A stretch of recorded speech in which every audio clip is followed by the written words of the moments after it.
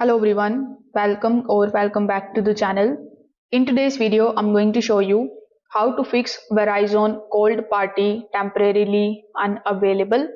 So the most common cause of this particular message is a temporary network routing issue.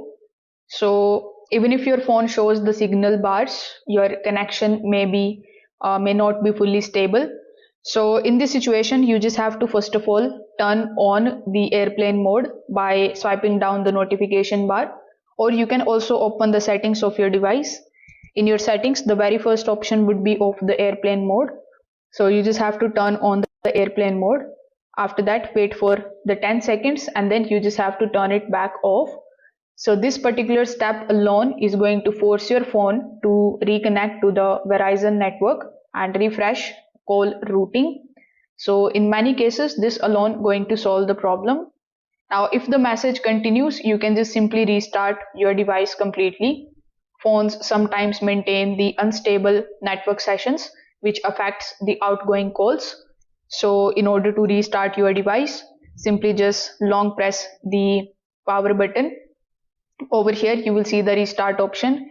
When you slide to the up, you just have to restart your phone. A full restart clears the temporary connection conflicts. Once your phone powers back on, try calling again. Now very often the issue is not on your side.